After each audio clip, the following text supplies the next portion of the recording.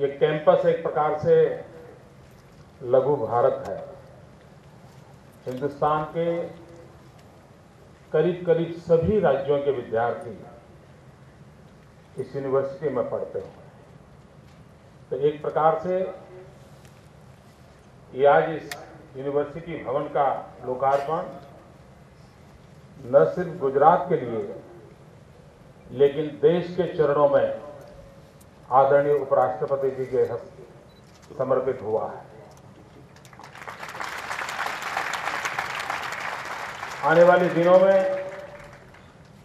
भिन्न भिन्न फैकल्टीज के कारण ये यूनिवर्सिटी अपना स्थान जरूर बनाएगी, लेकिन साथ साथ आज एक ही दिन में कैंपस के कारण, बिल्डिंग के कारण हिंदुस्तान की टॉप मोस्ट यूनिवर्सिटी में ये अपनी जगह बना लेगा, है मेरा पूरा विश्वास।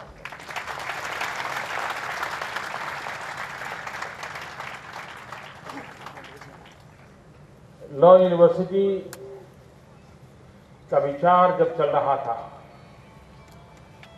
तब दो लोगों ने इसके पीछे जो श्रम किया उनका उल्लेख करना मुझे आज बहुत आवश्यक लगता है। और मन में पीड़ा भी होती है कि आज इतने अच्छे अवसर पर वो मेरे दोनों साथी मौजूद नहीं है। एक सुप्रीम कोर्ट के लॉयर थे श्री किरीट भाई रावत, और दूसरे हमारे लॉ मिनिस्टर थे श्री अशोक भाई भट्ट। प्रारंभिक काल में इन दोनों महानुभावों ने बहुत परिश्रम किया था, एक लगन के साथ इस काम को आगे बढ़ाया था, और इसलिए मैं उनको विशेष रूप से आज के इस शुभ अवसर पर स्मरण करता हूं। भाई बहनों, हमारे देश में जस्टिस डिले जस्टिस डिनाइड, हर पीढ़ी ने इस शब्दों को सुना है। इस समस्याओं का समाधान करना होगा तो दो चीजों पर बहुत ध्यान देने की आवश्यकता रहती है। एक ह्यूमन रिसोर्स डेवलपमेंट और दूसरा इंफ्रास्ट्रक्चर। गुजरात सरकार ने उन दोनों तरफ बल दिया है। एक समय था हमारे लॉ विभाग का जो बजट था 2001-2 में, आज वो करीब 20-25 गुना हमने कर दिया है, ताकि हम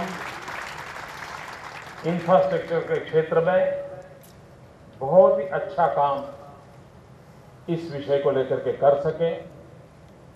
और दूसरा काम है ह्यूमन रिसोर्स डेवलपमेंट।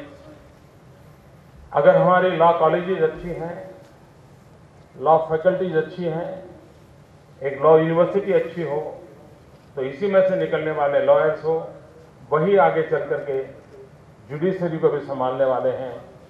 और एक लंबे विजन के साथ उसकी एक सही नींव डाली जाए तो हम समाज की अच्छी सेवा कर सकते हैं। उस मूलभूत चिंतन वैसे इस योजना को हमने बल दिया है। कोई सरकार के लिए इतनी बड़ी अमाउंट, क्योंकि ये जमीन भी बहुत महंगी जमीन है, लेकिन वो जमीन भी दी 150 करोड़ रुपया तो ऑलरेडी हम लगा चुके हैं। आगे कितना लगेगा मैं कह नहीं सकता हूँ, क्योंकि अनेक नए सुझाव आ रहे हैं कि ये करना चाहिए, वो करना चाहिए, और मैं भी अच्छा करने के लिए हर चीज को इनकॉर्पोरेट करने की कोशिश भी कर रहा हूँ। लेकिन हम चाहते हैं कि एक अच्छा कैंपस कैसे बने। अब हमारा नेक्स्ट स्टेप है कि पूरा ग्रीन कैंपस बनाना हम चाहते हैं। उस दिशा में भी हम शायद यूनिक बनेंगे, मेरा पूरा विश्वास है। लेकिन इस स्ट्रक्चर के साथ साथ हम और भी कुछ चीजों पर बल दे रहे हैं। गुजरात ने एक ऐसा इनिशिएटिव लिया है जो शायद आज बहुत कम लोगों के ध्यान में आएगा। हमने इसी एक दशक में 3 यूनिवर्सिटी ऐसी बनाई है जो देश की एक बहुत बड़ी आवश्यकता की पूर्ति का कारण बनने वाली है। एक हमने बनाई है फॉरेंसिक साइंस यूनिवर्सिटी, दूसरी बनाई है कि लॉ यूनिवर्सिटी, और दूसरी बनाई है रक्षा शक्ति यूनिवर्सिटी। फॉरेंसिक साइंस यूनिवर्सिटी ये दुनिया में एकमात्र यूनिवर्सिटी है और गुजरात में है, हिंदुस्तान में गुजरात में। रक्षा शक्ति यूनिवर्सिटी सिर्फ गुजरात में है, हिंदुस्तान में और कहीं नहीं है। लेकिन ये तीनों यूनिवर्सिटी ऐसी हैं कि जो अल्टीमेटली जस्टिस के लिए एक दूसरे के साथ इनका सीधा संबंध रहने वाला है। और इसलिए आने वाले दिनों में हम तीनों यूनिवर्सिटी के स्टूडेंट्स को इन तीनों एक्सेलेंसीज का उपयोग उनके काम आए उसके लिए कोऑर्डिनेशन करके आगे बढ़ने वाले हैं।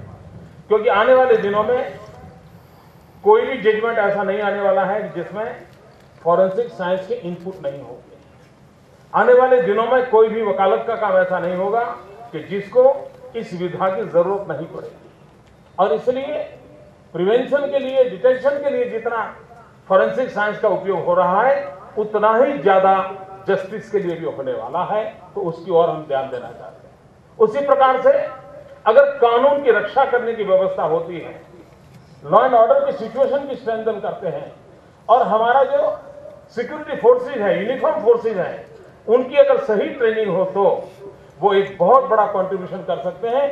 और इसलिए हम इस अलग रक्षा शक्ति यूनिवर्सिटी के माध्यम से एक ऐसे ह्यूमन रिसोर्स को तैयार करना चाहते हैं को सिर्फ कानून व्यवस्था देखे ऐसा नहीं, लेकिन सामान्य से सामान्य नागरिक को जस्टिस दिलाने में उसकी विधा को भी उस प्रकार से तैयार करें। और इसलिए लॉ यूनिवर्सिटी के साथ मिलकर के वे भी अगर काम करें तो इन तीनों यूनिवर्सिटी मिलजुल करके काम करें, उस दिशा में हम काम करने के लिए आगे बढ़ रहे हैं।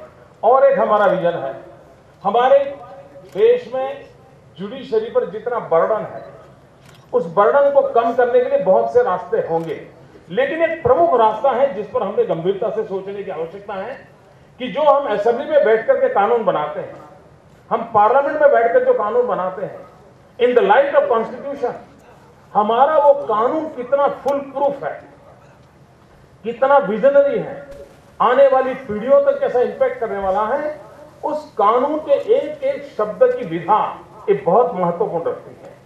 आज मैं गुजरात सरकार में बैठकर के अनुभव करता हूं कि इस प्रकार का ड्राफ्टिंग करने वाले लोग शायद पुरानी पीढ़ी में होंगे, लेकिन शायद 30-40 वर्षों से इस प्रकार की विधा के लोगों की कमी हो रही है। मैं चाहूंगा कि हमारी लॉ यूनिवर्सिटी से उस विधा के नौजवान तैयार हो कि जो कानून को बनते समय ही अपना इनपुट दें, ताकि कानून ही ऐसे बने ताकि उसके कारण इफ एंड बट की कोई संभावना ही न रहे और तब जाकर के जुडिशरी में जाकर के उसके लिए झगड़े कर करके न्याय पाने की जरूरत न पड़ जाए, कानून स्वयं स्पष्ट बन जाए तो काफी बोझ कोर्टों पर से हम कम कर सकते हैं।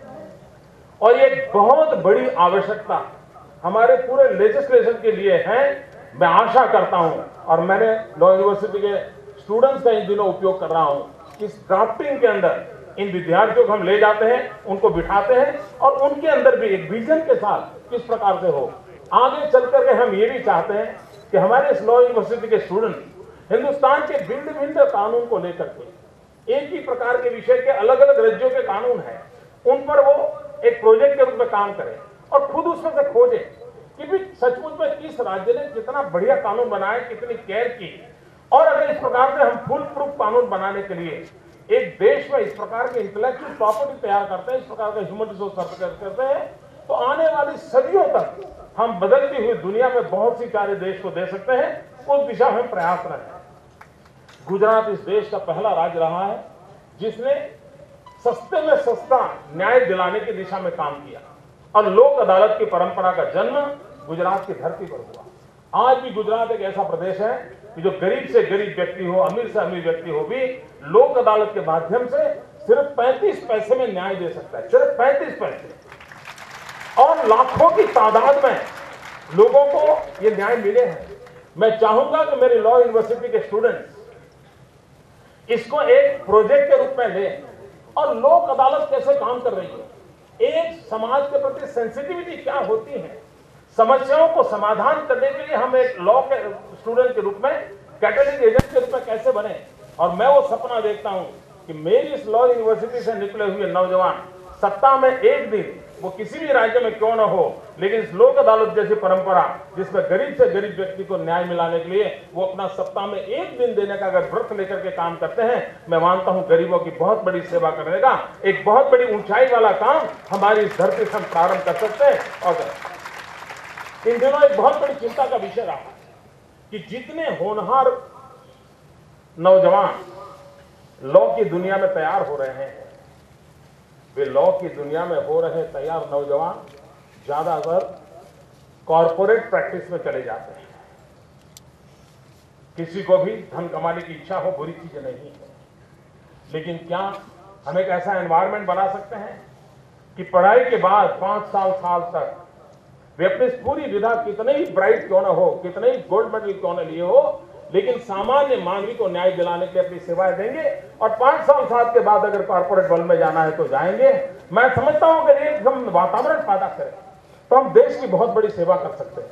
मैं नहीं चाहता हूं कि हमारे जो नौजवान पढ़ लिख करके जाए उनको इस प्रकार के सौभाग्य न मिले, लेकिन जैसे कोई डॉक्टर बनता है तो उसको 1 साल 2 साल इंटर्नशिप के लिए जाना होता है, काम करना होता है, गरीबों की सेवा करनी पड़ती है।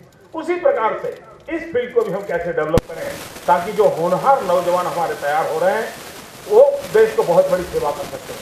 मित्रों, हिंदुस्तान के पूरे आजादी के आंदोलन देखा जाए, पूरे हिंदुस्तान के पूरे विकास यात्रा को देखा जाए तो 2 क्षेत्र के लोगों का बहुत बड़ा कंट्रीब्यूशन रहा है हमारे देश में। एक लॉ फैकल्टी के लोग और दूसरे एजुकेशन फील्ड के लोग।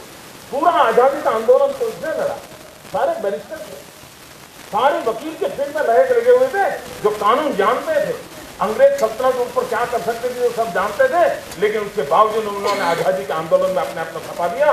ये प्रोफेशन कितना बड़ा ताकतवर है, कितना बड़ा समाज को प्रेरणा का सामर्थ्य दे सकता है, ये इस प्रोफेशन की ताकत रही। वो आज सिर्फ अदालतों तक सीमित हो गया है। देश की मांग है कि इस प्रोफेशन की विधा पूरे राष्ट्र निर्माण का हिस्सा जिस प्रकार से आजादी के पूर्व रहा था, आने वाले दिनों में भी उसी प्रकार से राष्ट्र निर्माण की विधा में यही 2 प्रोफेशन है, टीचिंग एंड लॉ फैकल्टी, दोनों ने बहुत बड़ा कंट्रीब्यूशन किया है। फिर एक बार उसका गौरव करते हुए देश की सेवा में शक्तियों को हम समर्पित कर पाएंगे। मुझे विश्वास है हम एक नए निर्माण की ओर बहुत बड़ी शक्ति के साथ जाते हैं। मैं आज लॉ यूनिवर्सिटी के सभी विद्यार्थियों को इतना बड़ा भवन जब मिला है तब वो अपने जीवन की ऊंचाइयों को पार करेंगे, नई ऊंचाइयों को भी प्राप्त करेंगे। जैसा ये कैंपस विशाल है, उनका मन मंदिर भी उतना ही विशाल बनेगा और भारत माँ की सेवा के लिए वो सक्षम होंगे। इसी शुभकामनाओं के साथ मैं आदरणीय अंसारी साहब यहाँ आए, उनका बहुत बहुत आभार व्यक्त करता हूँ, स्वागत करता हूँ। धन्यवाद।